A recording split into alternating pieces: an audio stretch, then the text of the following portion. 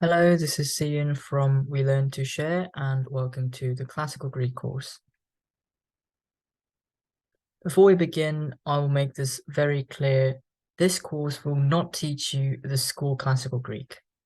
That's to say, after having finished this course, you will not be able to translate Greek text or read Greek poems.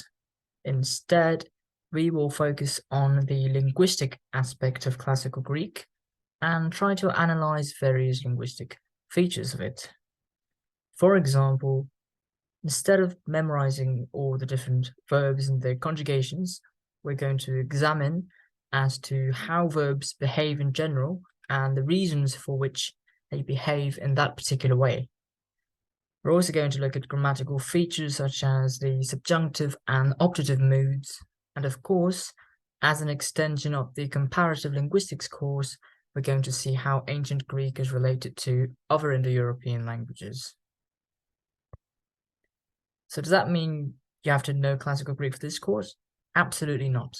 But if you do, this course will certainly help you gain a better understanding of the language. And if you have no prior knowledge of ancient Greek, this course will be a good supplementary case study for the comparative linguistics course. That is, you'll be able to apply what you've learned from each comparative linguistics lesson in the following classical Greek lesson so that you can have a better insight into the real-life applications of various linguistic features. So I doubt that any of you have never heard about ancient Greek and its immense influence on the modern society. But what exactly is ancient Greek? Well, it's a language that belongs to the Hellenic language family under the Indo-European language family, which we've briefly looked at in the last comparative linguistics lesson. Diachronically, ancient Greek is a daughter language of Proto-Hellenic, which descended from Proto-Indo-European. Also, note that the last two languages are proto-languages, which means that they are not attested. However, it goes even deeper than that, because the term ancient Greek in reality refers to any version of Greek that was used between 1400 BC to the 15th century. That is 2,800 years of difference. If you remember what I said in the comparative linguistics lesson, languages change over time. And I'm not only talking about thousands of years, but also decades or even months. So now imagine how much difference 2,800 years of time would have made on a language. Well, for classical Greek, it's surely less than some other cases, but still it's immense. Therefore, you need to make sure that you clearly know which version of Greek you are learning. So the Mycenaean Greek and the Dark Ages, well, we don't usually include them in the definition of ancient Greek. However, from the Archaic period, we start to meet the history's most famous literary creations. For example, the Iliad and the Odyssey, both written by Homer. And a lot of the famous ancient Greek figures are from the classical period, such as Xenophon, a general who wrote Anabasis, or the playwriters Sophocles and Aristophanes, and the philosophers Socrates, Plato, and Aristotle. After that, often it's called the Hellenistic period, from the death of Alexander the Great to the emergence of the Roman Empire, but here I just merged it with the Koine Greek. Koine Greek is one of the three versions of Greek that most people will try to learn because the books of the New Testament and the Bible were written in Koine Greek. Then finally we have the Byzantine Greek. Some of you might be familiar with the year 1453 because that is the year in which the Ottomans took Constantinople and destroyed the Byzantine Empire. And remember that even within the same period, the Greek language varied by region as well. So the version of Greek that we are going to study is the Attic Greek, which is one of the many dialects used during the classical period, especially in the region called Attica, where modern Athens belongs to. Following are some of the famous features of Attic Greek. So firstly, the double sigma or the geminated alveolar fricative, corresponds to the double tau, or the geminated alveolar stop in Attic Greek. So the ancient Greek word for tongue or language, glossa, from whence we get the English word glossary, becomes glotta, from where we get the English word glottal. Vowel contraction is another crucial feature of Attic Greek. For example, the genitive singular of the classical Greek word for mountain or hill, oreos, becomes orus, as the epsilon and omicron contract into one long vowel. And the last feature is the shift of long alpha to eta.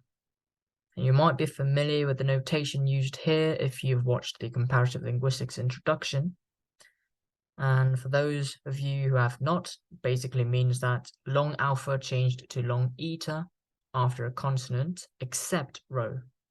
Hence, the word for mother in Doric dialect, mostly used in Sparta, is mater, but it becomes mater in ancient Attic Greek. And also the word for people, damos, becomes demos. And from the word mater, we get the word metropolis, or from demos, we get the word democracy. Also, note that in Greek, there used to be labiovelar approximant, which is the W sound in English, and that was represented by a letter called digamma. However, it disappeared in most of the Greek dialects. So when there used to be a digamma between a rho and a long alpha, the alpha did change to eta, and the digamma then disappeared.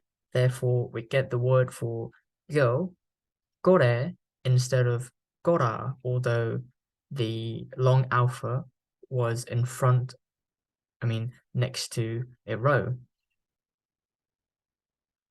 And here's a short sentence in classical Greek. Kairete oides Hellenikes matetai, onomamoi Seun. Hello, learners of Greek. My name is Seun. And on the right-hand side is the map of the Greek dialects in the classical period. And about in the middle, you can see the pink area, and it's named Attica. That is where the Attic dialect was used.